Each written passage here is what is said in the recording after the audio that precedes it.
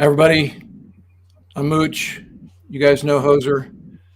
So about a month ago, we had a live stream on the topic, how World War III starts. And in that live stream, we were talking about basically three moving parts on the world stage. China making overtures towards Taiwan, the Houthis launching rockets at Abu Dhabi, and the situation in Ukraine, which at that time was unsettled, but there was no idea really whether Putin was going to go through with an invasion or not, or it was still a jump ball, let's just say. So one of the things we said at that time was keep your eye at the end of the Olympics. And in fact, like in the Sochi Olympics, when Putin took the Crimean region, Crimea, so too has he made his move, 24, 48 hours after the end of the Winter Olympics this time. So all the prognosticators who said, look for him to do something once the Olympics are over were correct. So let's quickly review the bidding here. So the basic order of battle is this, and this is before he actually stepped off the line of departure. So the numbers that are most important are he amassed 190,000 troops, which is a huge amount, more than we had ever put into Afghanistan or Iraq. I think at the most, what at Hoser, we had 130, 140,000 at the height of the war. I agree. So he has 190,000, and they're located all around, not just the Eastern Front and Russia proper, but Belarus, Crimea, and the separatist regions to the due east of Ukraine. So the initial strikes took place in the following cities that are annotated here. As I said, the line of departure looked like this, and then the last reports showed their forces, stand by.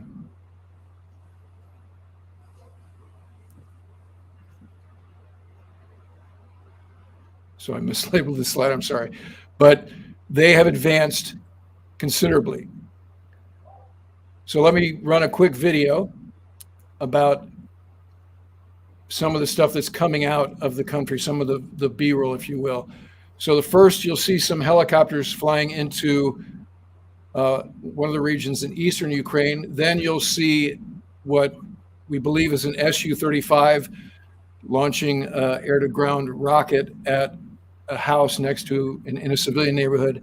And the last are these Mi-8s that are making their way to the outskirts of Kyiv, and they're getting shot at, and so they're blowing off flares. So watch this video, and we'll talk to you on the back side of that.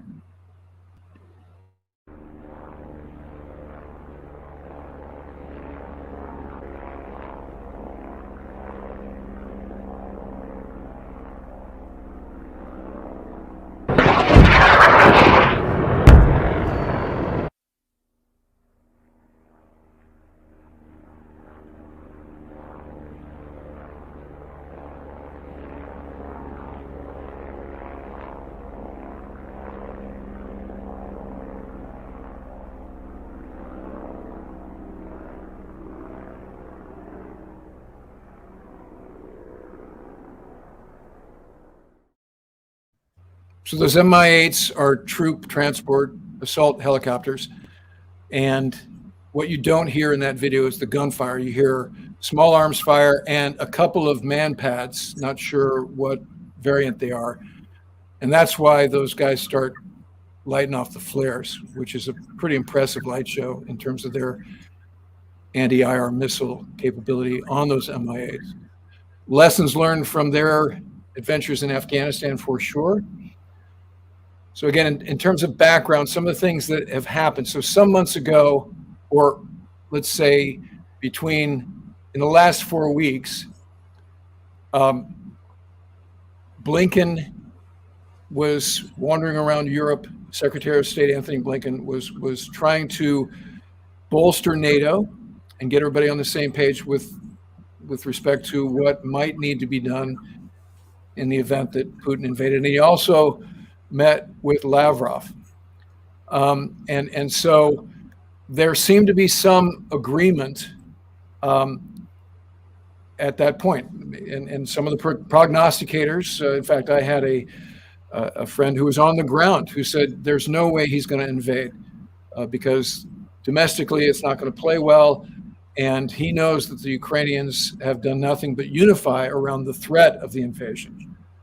So sort of surprising that to some that Putin did in fact invade. The leader of Ukraine is President Zelensky, who you may know is he was a comic in a previous life, and so he's been the president for a couple of years. There are critics who are not happy with the way he's led the country, but some of the reports say that he's filled his cabinet with cronies and sycophants who are not aware of what the threat was and have not responded appropriately. To the north, Lukashenko is the president of Belarus, a strong man, a authoritarian dictator. And so it's not hard to imagine that Putin, in terms of the end game, would like to shape Ukraine as Belarus has morphed into in the wake of the Cold War. He wants Ukraine to be more Russian-leaning than having aspirations to be Western European, not to mention a member of NATO, which we have mentioned last time was in the offing some years ago, and then they took it off the table because it was very provocative. Meanwhile, President Biden has instituted an additional series of actions against Russia and against the separatist states, sanctions and whatnot. And we can talk about what effect those are going to have, not so much on Russia, but on Putin himself. And among those was something that Germany did with the Nord 2 pipeline. So here are all the natural gas pipelines out of Russia into Europe. And you can see annotated on this, the Nord 2 pipeline is only one of these myriad pipelines, including another one that goes into Germany. So not sure how much pain this is going to cause on Russia with that particular action. So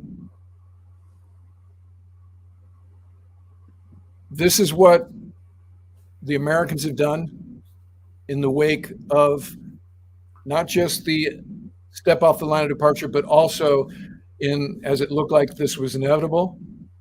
And so I won't read you the slides, but we've moved some troops around and they're poised for, I don't know what, we'll discuss. And just as a reminder, these are the NATO nations. This is the NATO alliance. Now, they're not unified in terms of how they want to approach this crisis, this invasion. Particularly countries like Hungary are not in a big hurry to lock horns directly with Putin. And as I showed in the video and some other things there, this is kinetic. The war is going on. They're advancing towards the capital. They've shot down, in this case, this AN-26, Ukrainian AN-26. And because Ukraine is wired and everybody's got cell phones, we're getting reports like that Su-35 shooting a missile at the ground. So with that, those are what are we thinking. So let's also talk about the American order of battle to include where is the Harry S. Truman strike group. Yes, Harry S. Truman Strike Group is on a routine deployment to the Mediterranean. I think we talked last time that the Mediterranean was just kind of a place to go to and from the Suez Canal for us for many decades. Harry S. Truman has been in the central Mediterranean for some time, and the strike group consists of at least one cruiser and several guided missile destroyers and support ships and submarines. Who knows where they are. But in the Eastern Med, the Russian Federation Navy has two surface action groups, and they are built around two of their three remaining Slava cruisers. And so that they are there in the Eastern Mediterranean. In the Black Sea, they certainly have a naval presence. We've been watching in the news reports. Amphibious ships and also corvettes, frigate-type ships, and submarines, and the corvettes, frigates, Kilo-class submarines, all capable of launching the Caliber cruise missile with a range of several hundred, some models over 1,000 miles. I think what we're seeing, Mooch, is cruise missiles. We've seen videos of cruise missiles, ballistic missiles launched from the border region of Ukraine, maybe. And anyway, we've seen that, and air power. So I saw a comment earlier that this is just what we did in 1991 and 2003, or worse to that effect. I would agree that forces are positioned, and then it is a multi-domain attack. So some people have asked, why didn't we establish a no-fly zone? And we spoke to this during our World War III live stream. But let's review the bidding with respect to that option. Yeah, a no-fly zone. People comment, hey, let's just do a no-fly zone. We used to have a lot of no-fly zones in the 90s, and things were fine in the 90s. Well, a no-fly zone, for that to be established, a war has to occur first. In 1991, there was a war, and part of the truce of 1991 was that a no-fly zone was established in northern and southern Iraq. Same in the mid 1990s, Bosnia was a hotspot, and there was a ground war. A no-fly zone was imposed over that by NATO. I have a memory of flying over Bosnia and watching the ground war going on below me. But anyway, there was nothing airborne. So a no-fly zone, for that to occur, we have to have combat air superiority, air supremacy, and ending, and then a no-fly zone if there's one required. So the other thing we mentioned last time is if we had a no-fly zone, we'd be in the weapons envelope of Russian S-400s that are located in Russia. So, like you've said, in order to establish, like an Operation Southern Watch no-fly zone, which you and I both participated in, that's post hostilities. And so we've established local air superiority. We've done an integrated air defense rollback.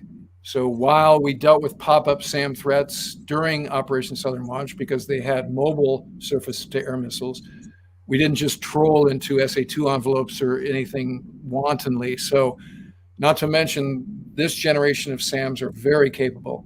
So that would be a reckless gesture to try to establish a no-fly zone. Plus, this country, while large, is still small when you talk about tactical jets, and how do you establish, engagement zones and all this other stuff when there's a huge threat from Russian airplanes just, from the clock code 12 to 3 is your zone of action. That's a tall order to try to defend. And what are you even doing? What is the ROA? If it flies, it dies. If they roll in on something and shoot a missile like that Su-35, it's a complicated problem. So again, as we dealt with in southern Iraq, it's not that easy to just, omni set up a no-fly zone.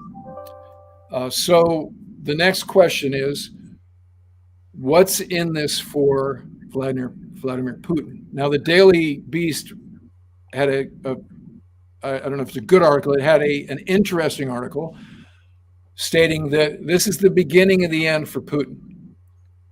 That in spite of what will happen over the next number of weeks, that this signals his demise, in that he's out of tricks, he's lost the nation with respect to how the ruble is falling, how the economy is going downhill, unemployment is up, and he's just turned 70. I think he just entered his 70s, so he's kind of just swinging at the piñata, if you will.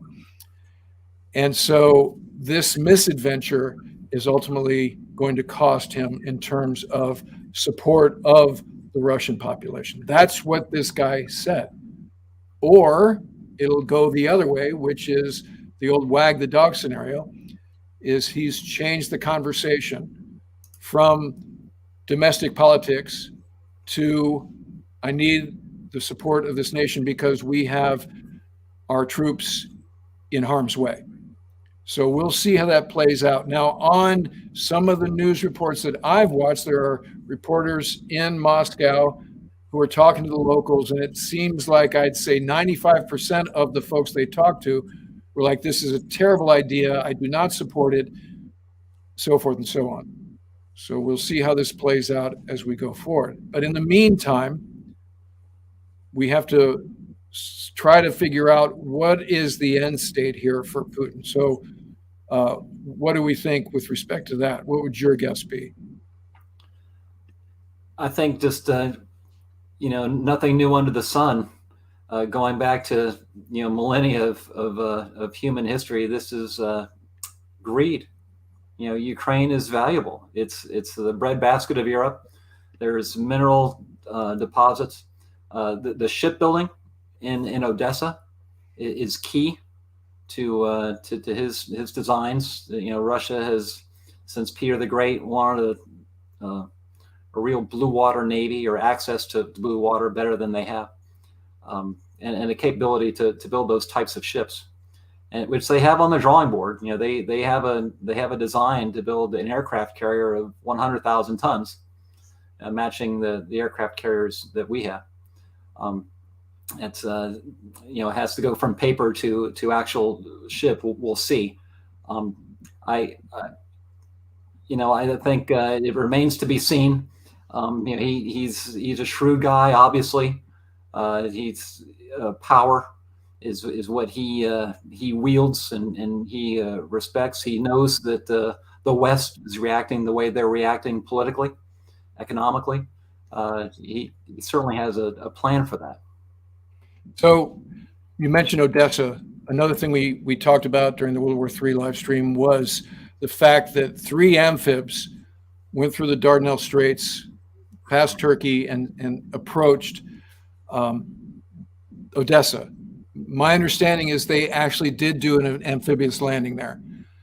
So this is let's just say a 3-pronged attack. So Belarus, domestic Soviet or Russia, out of Russia, and then from Crimea and amphibious landing on Odessa.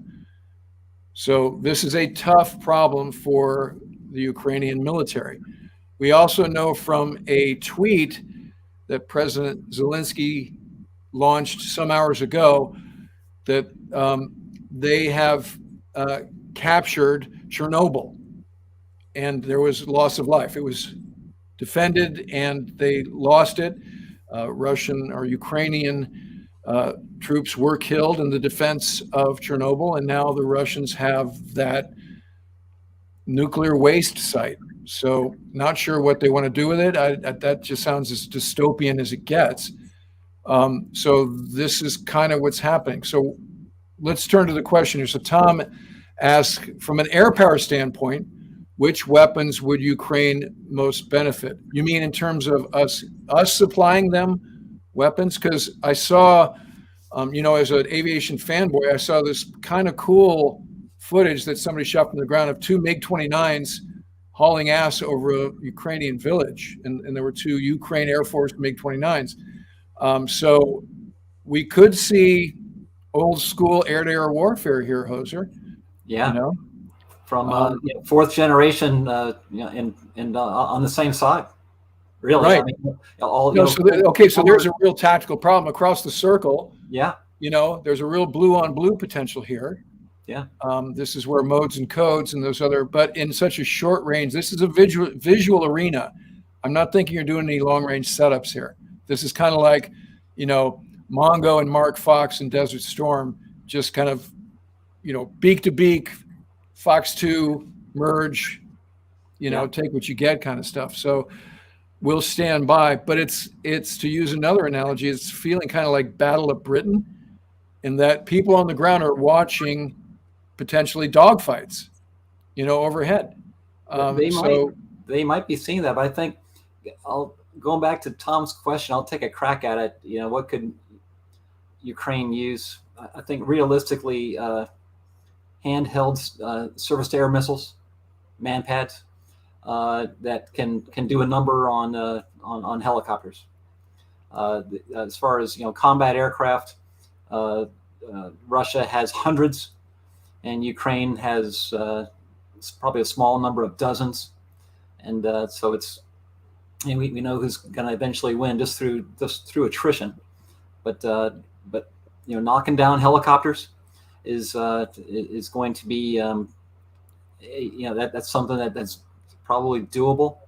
I mean, a guy with a pistol could, with a lucky shot. So maybe that's my answer there. So can we get the last question? There we go. What do you think is the red line that, if crossed, would see NATO engage Russia directly with military strikes? And what would such strikes involve? Great question from Jonathan Tully. So let's prognosticate here. So what do we believe? Let's start to answer that question by saying, what do we believe Putin's end state looks like? So I'm just going to say that he wants Ukraine.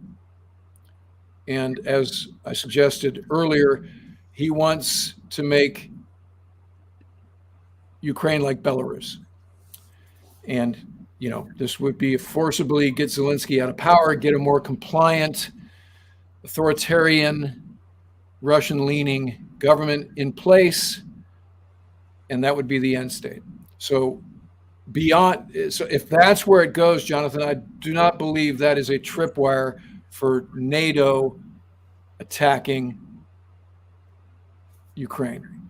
I don't think that there's the will or the calculus that, because already if the tripwire had been, if you breach the borders of Ukraine with Russian forces, that's not unlike, or we'd give them I want you out in 60 days like we did Saddam back in Desert Storm.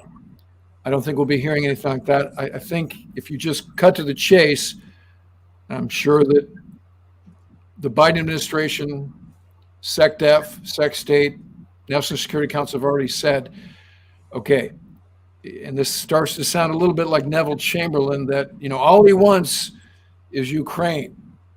And so we're not going to shed any American blood over that, which starts to nibble at, okay, what is NATO for?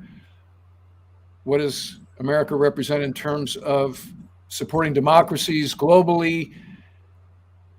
Because that's kind of what was happening. That's what Zelensky, for all of his faults, this country was becoming westernized, and even a nation that was potentially going to be a member of NATO in accordance with the NATO charter. So, Jonathan, the tripwire would have to be he goes beyond Ukraine. This is Mooch's 2 cents on what the tripwire would be. Or, and this is the old CNN effect. So if we start to see videos of atrocities, and that's not collateral damage where there are children crying because of a rocket hit the house next to them, like that Su-35 video. And again, you can imagine your neighborhood being attacked. You can imagine looking up in the sky and seeing Mi-8s flying overhead at low altitude. That's a horrific thought. But that in and of itself is not enough to change the calculus to get American forces to join the fight. But if they start lining up people and having public hangings or shooting people or having mass graves or that kind of stuff, then maybe that changes the equation to the degree that we, as a humane people, have no choice but to intervene in whatever fashion.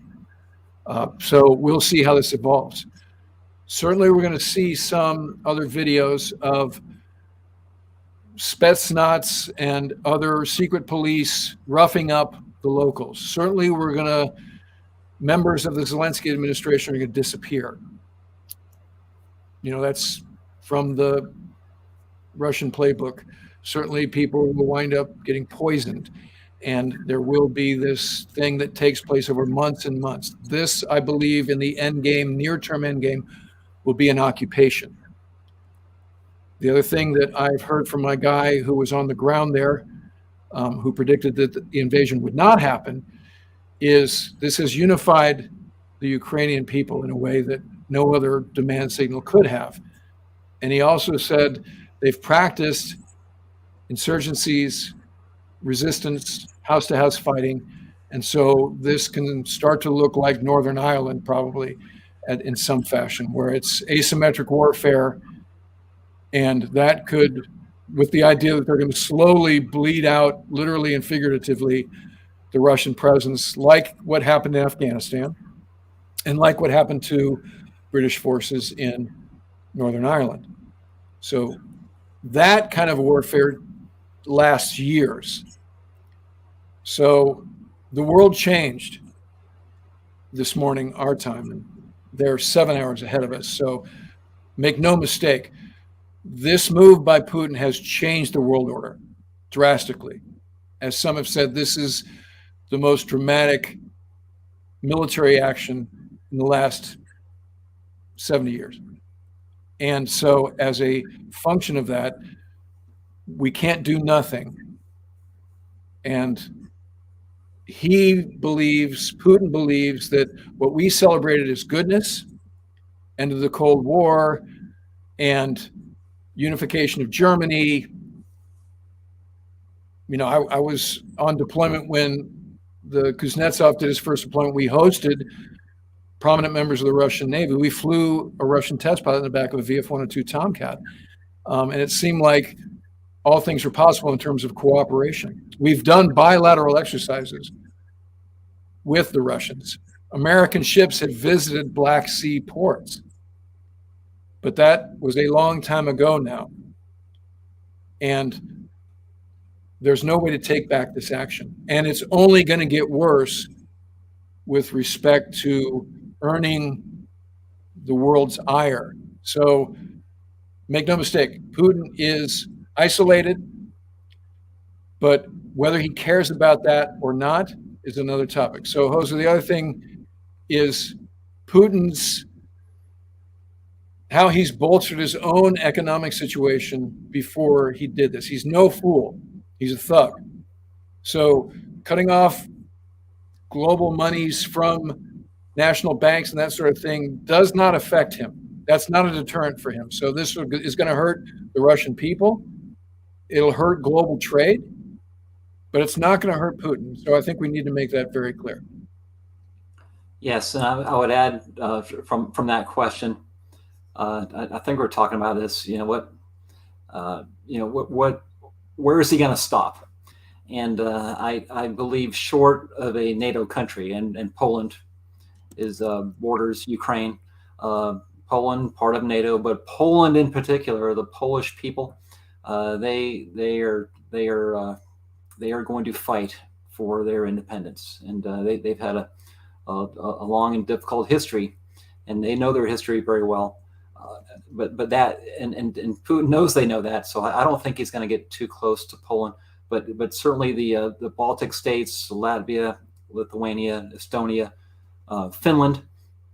I think that they are their eyes are open, that they have to be prepared, especially Finland. And Finland can go either way. Finland is not a NATO nation, nor is Sweden.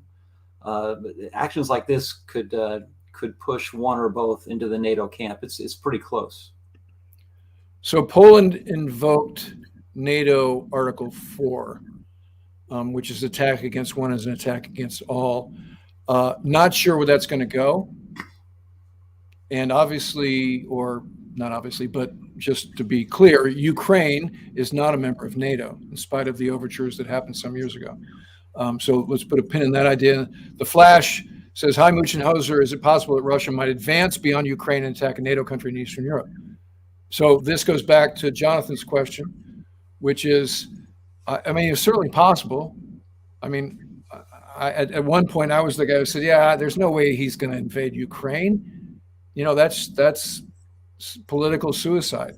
You know, he'll lose the will of the Russian people in the face of the domestic situation that he's got going on. And here we go. You know, so let me just say to the Flash's question, I believe that's a tripwire that we would have to get involved. So if he rolls into a NATO country, then we're going to have to counter with you know, military force, because otherwise NATO is completely moot. I mean, that's the core charter of NATO that's kept the peace since it was formed in what, Hoser, 47, 48. Mm-hmm. That's why the NATO expansion has happened. So here's a question. Do you think that the thermobaric rockets being used on towns and cities would trigger anything? So are you talking about tactical nukes, mini napalm kind of a thing? Again, we get into the atrocities piece, and that can change the calculus in terms of the optics. If people in the heartland are watching fireballs hit houses and civilians running around and you know, it's horrible things to see, then they will call their lawmakers and demand that something be done. This is how we got involved in Somalia, remember. This is how these small wars grow into big wars. And that's how the world was made aware of the atrocities the Iraqis were doing against the Kuwaitis. And so I believe Adow's question here is a game changer if we start seeing those kinds of things. Now, but remember, the Obama administration said the use of chemical weapons is a red line in Syria, and there was gross evidence of chemical weapons, and we did nothing. So the answer is maybe or maybe not on that front. So here we go. How feasible would it be to deny the involvement of stealth aircraft if they were involved? Or would their missile alerts, countermeasures, adversaries off their presence, or clue adversaries of their presence? So Ilya is asking, do we believe that F-35s are, and these would be A models. I don't think there aren't any Cs in theater, and I don't think there's any amphibs with Bs on them in theater either.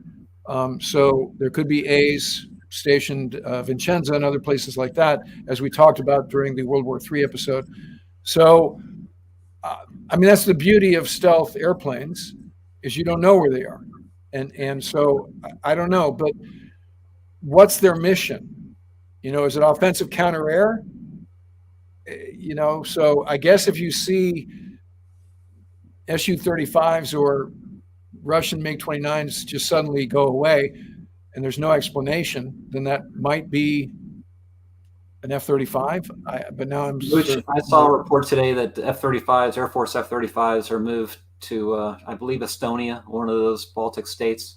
Okay. And these types of movements that we've seen, I believe, are to deter. They're just there. They're allowed to be there, a NATO nation, and forces in theater. It sends a message. Well, okay. So again, to that point, can you yank the? There we go. To that point, here's the order of battle: meant to deter. How's that working so far, right? So I guess what you mean now, Hoser, is deter aggressions against Bulgaria, Romania, Poland.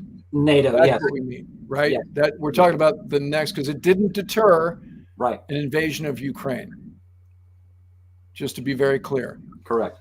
And then remember the other, that Putin was greatly praised by some principals, primarily from the previous administration, for recognizing the separatist regions as independent nations. That was the first step.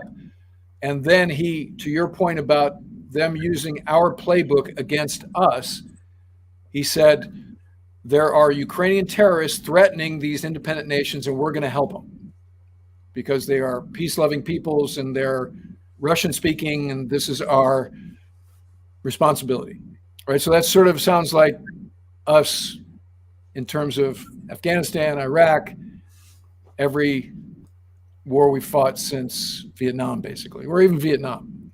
Well, I think in this situation, to me, this is the false flag Russian playbook. Let's we'll start some trouble and say that they caused it, and so that's sure that gives them a casus belli to act, and that's what they've been orchestrating. So the other thing we can ask, and I've seen this chatter around social media, is why do we care? Why do we care about Ukraine? And so what if Ukraine now becomes a satellite state de facto like Belarus? Okay, if that's the end state, then perhaps that's true. It's a loss in terms of the cause of democracy worldwide. It's a cautionary tale for nations who would imagine that they want to aspire to be a full-up democracy and join the League of Nations with that posture. It's like, why would you do that? Because all you're going to do is cause pain and suffering for your people ultimately. So that's part A. Part B is, let's make no mistake, for all of they're a lot like us Russian guys, what's the big problem?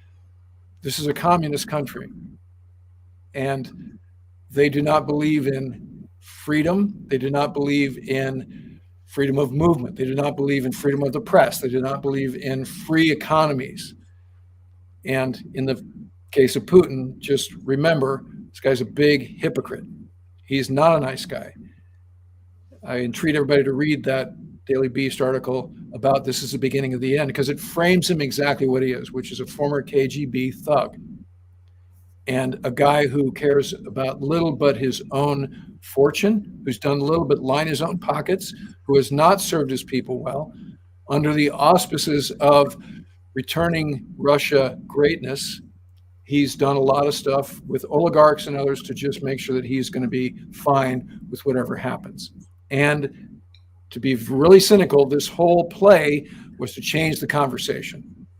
And he's done that very well. He's also done that for us. Remember all that stuff we're talking about, COVID and baseball strikes, and none of that is happening. There's not enough oxygen for the next few weeks in the news cycle to talk about anything but this, regardless of what happens.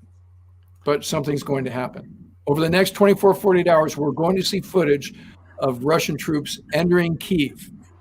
So those nice reports from the center of the city where everything's great here are done. You've already seen lines for ATMs, traffic jams, lines for food. It's going to get worse once Russians are actually in their midst. And they're going to, just for the drill of it, do some assassinations and just random killings to set the tone, like the first play of a lacrosse game. You want a really hard check, and that's what the Russians are good at.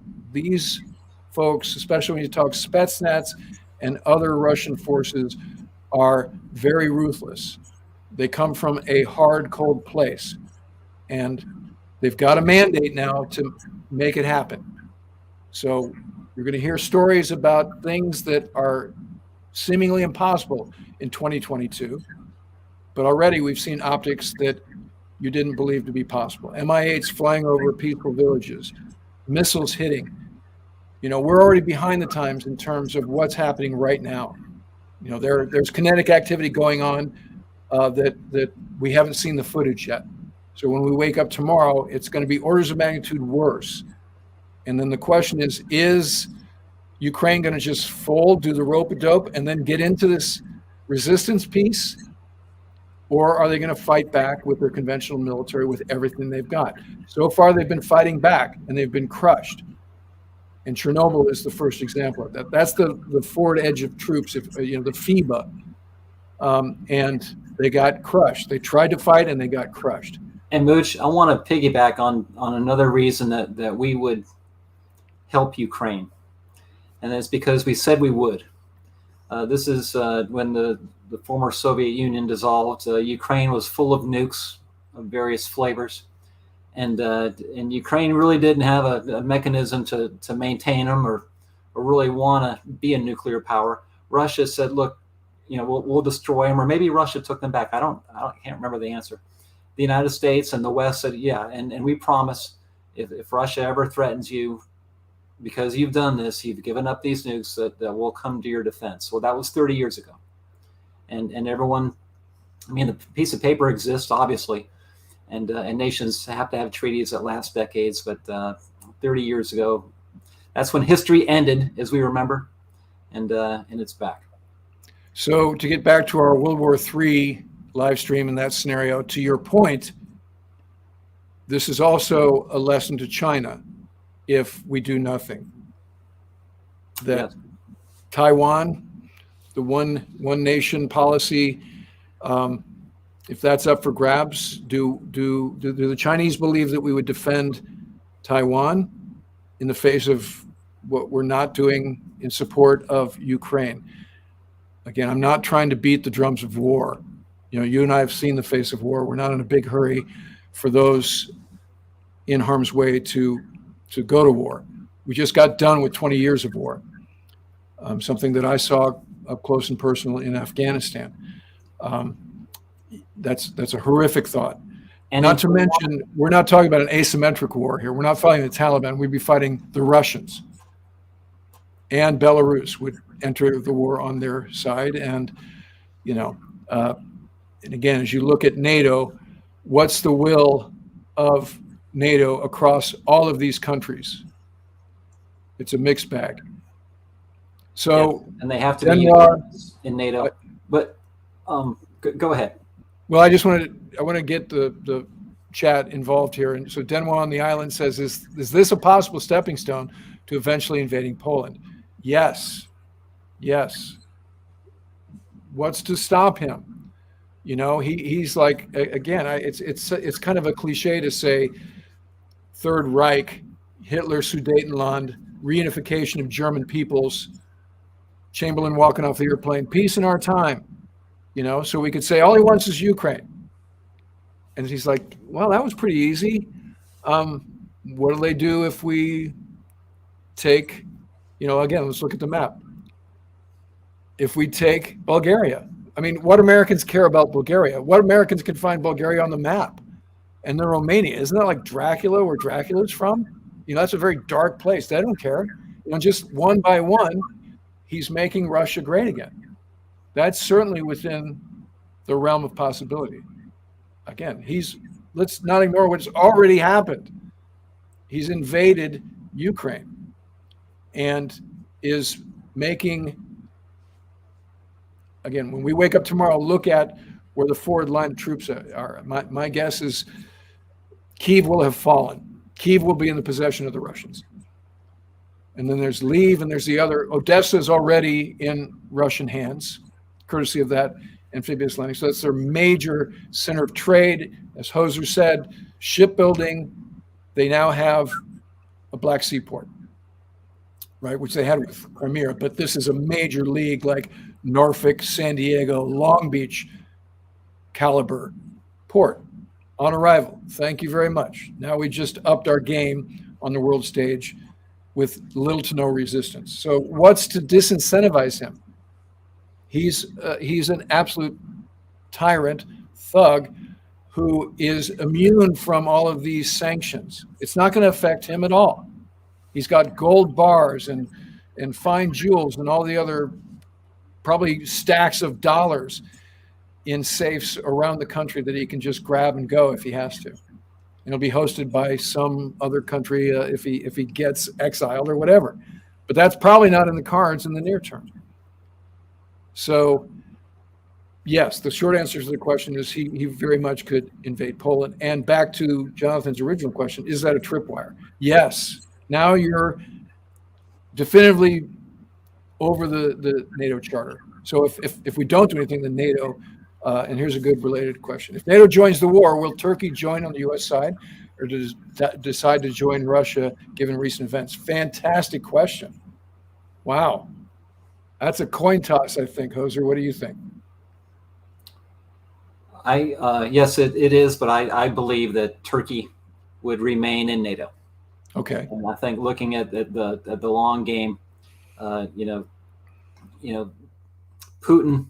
so Incirlik is still a base, right? Incirlik is still a facility that we use. Sure. Okay. Yes. Right. And we had that little dust up over S-400 and F-35. Remind me how that netted out. Are they still getting the F-35, or did we yank them out of the F-35 program? They're not getting it. Okay. Yeah. So that's how that netted out, right? That's something. It's not nothing, but okay. I go with you that Turkey will, but their level of enthusiasm, I don't know. This is, NATO. Yes, it's an organization that has kept the peace, but let's not imagine that it's, homogenous. Right. Turkey and Greece hate each other's guts. So there's that. There is that. So I think Turkey will probably expect and receive something in this scenario for remaining in NATO. But I believe they will. Okay, so how do you estimate the chances of NATO airstrikes on Russian forces within the next 48 hours? Nil. There will be no NATO airstrikes in the next 48 hours. Again, as we said, the tripwire is not the borders of Ukraine, because they've already broached those, and we'd already be at war. We'd already be, Harry S. Truman, we'd be launching TLAMs. Be kind of confusing because you have Russian TLAMs and you'd have American TLAMs. And the other thing, we have to allow them to get in to figure out what is the target set even look like. Right now we don't have any targets because it's such a dynamic environment. We'd only be hitting Ukrainian targets at this point. The Russians are just on the move. Once they get established and they have bases and an expeditionary footprint, then we'll have an idea of what would be the potential targets. And you can rest assured that there will be con-ops that will be, counter regime, counter whatever, which brings up another topic. The White House mentioned that they've already done some cyber attacks. So this is a whole nother plane that we haven't discussed yet. So if that's true, this would be, to my memory, the first time we've ever launched cyber operations against a sovereign nation like Russia. And this would be to disrupt phones and communications and water supplies and sewage, just make life hard for the population in Moscow and other places. So we'll see how that nets out. Apparently that's already happened. So we've already done that. So what the Biden administration is trying to say is, hey, everybody, we're not just sitting around and watching atrocities happen here. We are doing things. It's 21st century things, short of us engaging in a active war against Russians over Ukraine. So keep your eyes open for how those play out. Because certainly if there's a reporter in Moscow who's like, I'm in my hotel room and the lights just went off and my toilet won't flush. You go, oh, maybe this is what we're talking about in terms of a cyber attack. But then that'll leave us vulnerable to a counterattack. And suddenly the live stream goes dead and we're like, I wanted to watch, Game of Thrones tonight and I can't, or whatever.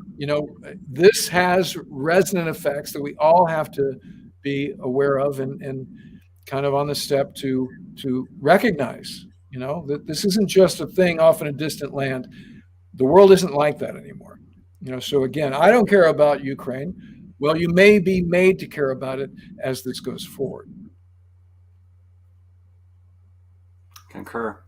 Australia has enlisted, go ahead, put that one back up or no? Okay. Australia has enlisted all great white sharks, crocodile snakes into the active service. Oh, good one. Thank you, Barry Tree.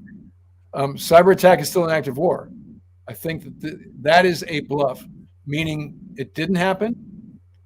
2 F-35s landed in Romania today. American F-35s or NATO F-35s?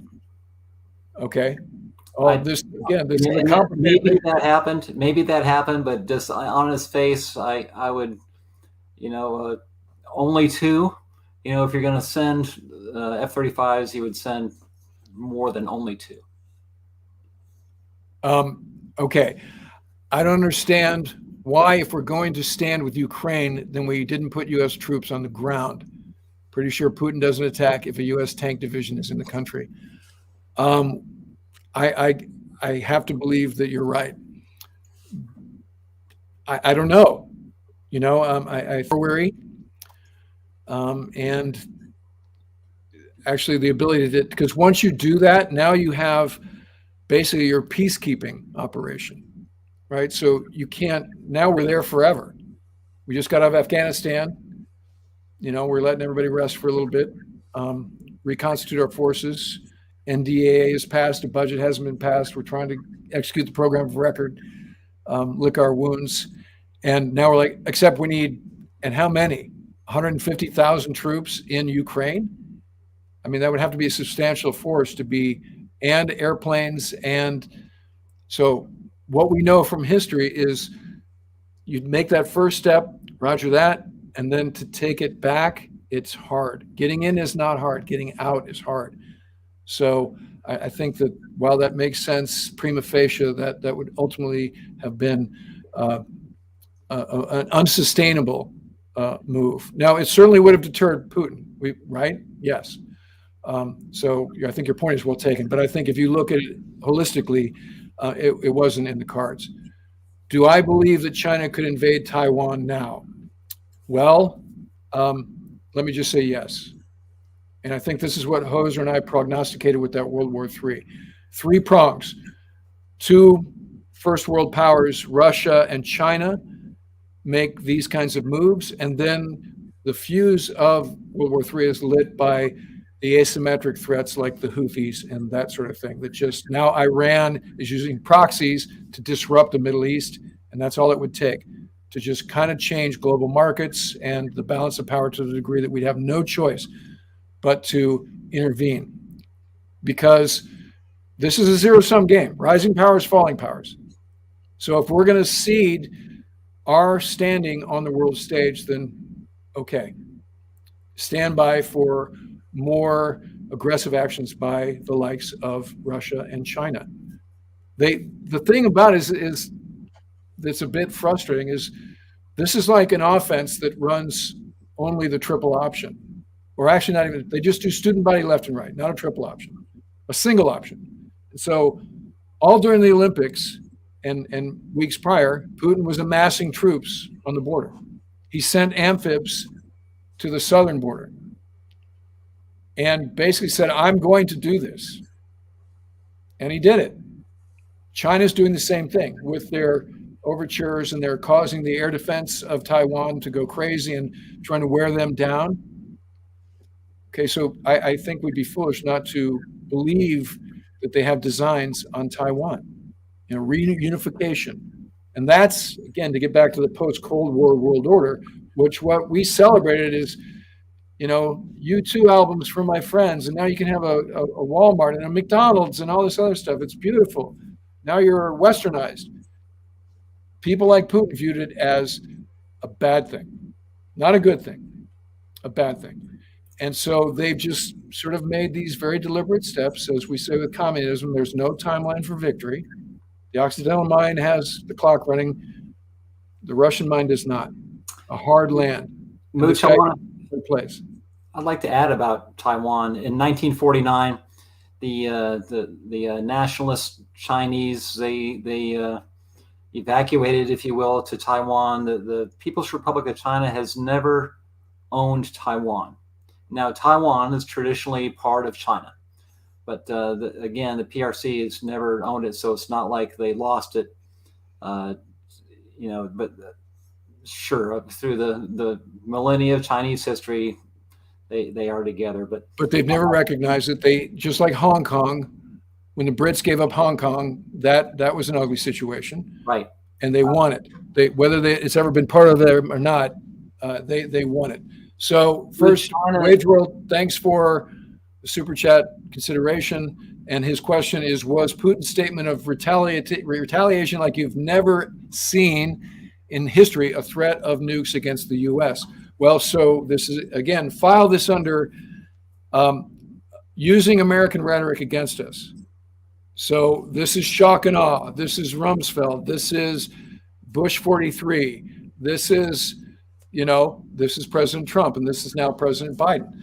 So this kind of hyperbole is threat 101. It's so does he mean nukes? I don't think so. But I don't know. I think he just means that we're not stopping. And so if you want to up the ante, we have a pretty well-trained military that's prepared to do so. While you're recapitalizing your forces after 20 years of an occupation of two countries, we're recapitalizing our force. We've been training, we've been fixing our gear, we've been doing all kinds of things because, oh, by the way, as a communist nation, I can spend with impunity the budget. I don't have to run it through Congress. I don't have to run it through constituents. And they have been doing some, fifth generation airplanes, and you can just see their stuff. They may have lesser stuff, but they got more of it. And obviously they're capable of mobilizing in a hurry. Obviously they're comfortable in the mud of Eastern Ukraine. We kind of punted on the tank battle, right? The Marines gave tanks up.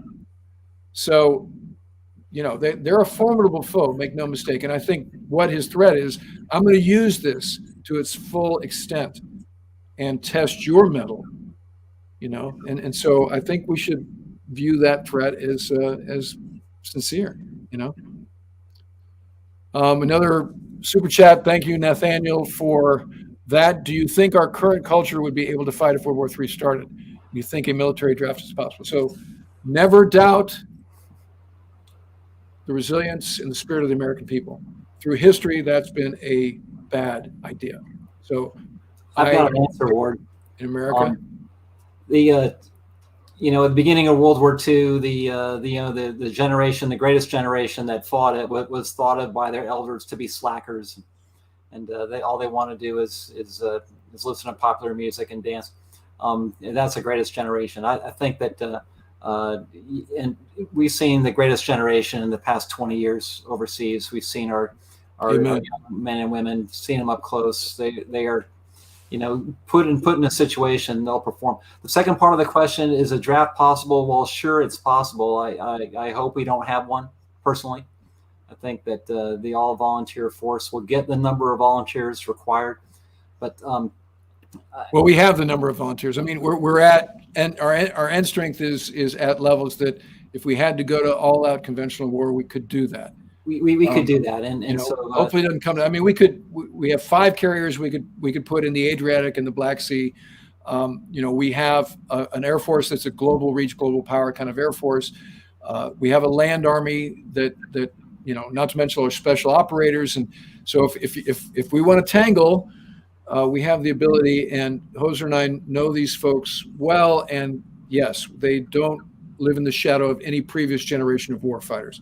So, and we're going to fight with what we have, because World War II was won through just an avalanche of American steel that took several years to produce. And that's the thing. It took several years to produce. That's right. The industrial base was amazing. GM became a defense industry instead of a car builder. All kinds of amazing stories from that era. And when you say greatest generation, that's not an exaggeration. Some question with respect to our ability to do that now. However, we proved we have the ability to do rapid prototyping with things like mine-resistant, ambush-protected vehicles that we replaced in short order the Humvees that were vulnerable to IEDs. We can do that if the threat warrants it. Do not underestimate the will of the American people. And maybe this could be the unifying thing that our nation needs to get back on the same page in a way that maybe we haven't been for the last number of years. So hopefully it doesn't come to that, but I don't think we need the draft. And if I'm confident in the ability of our American forces in the event it came to that. And that's, again, as we've said during the F-35 live streams, and, yes, we've been out for some years, but we're still very much in touch with the folks who are doing the job now. Okay, Star, again, thanks for the super chat. If we had them to give, what would the effectiveness and survivability of F-14Bs and DSBs be if we had given a squadron or two to Ukraine? Well, you may have just flagged one plot line from Top Gun Maverick. We'll see. But, watch the episode about the Super Tomcat, highly capable airplane, and it would be a force multiplier if you think about a 21st century version of that airplane. So I'm thinking that would be a fantastic airplane for the Ukrainians to have. But they've got MiG-29s, and those are no slouch in terms of their capability. Thank you from a former slugger, Brad Carroll, my brother from another mother. Thank you, shipmate. Appreciate the super chat. Remember, the sluggers became the Jolly Rogers. Now it's VFA 103, Jolly Rogers. But I think of them fondly as the sluggers, back when their sister squadron was our good friend Rowdy's sister squadron, back when they were on Saratoga. What would a Russian occupation of Ukraine look like, and what level of resistance would you expect to see? So stand by. You're going to get that answer in the next 24 to 48 hours.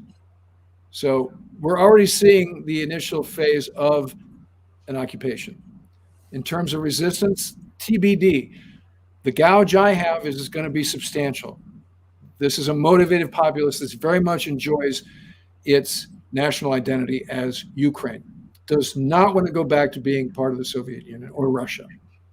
So now there are Russian separatists, which, as we've already described, were sort of seeded and recognized by Putin a couple of days ago. So that's a separate thing.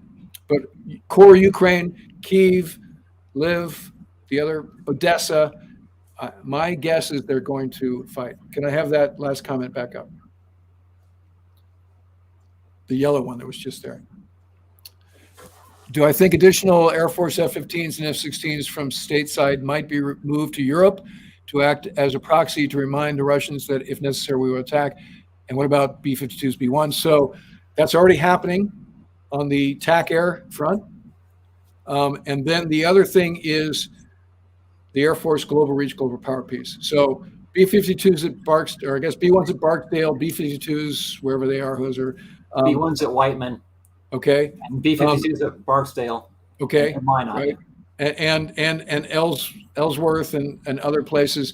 They can launch out of, the lower 48 and get anywhere in the world and wreak havoc. So if needed, they're ready. And I'm sure they're dusting off the CONOPS or figuring out their mensurated coordinates, reprogramming JDAM for potential targets around Ukraine.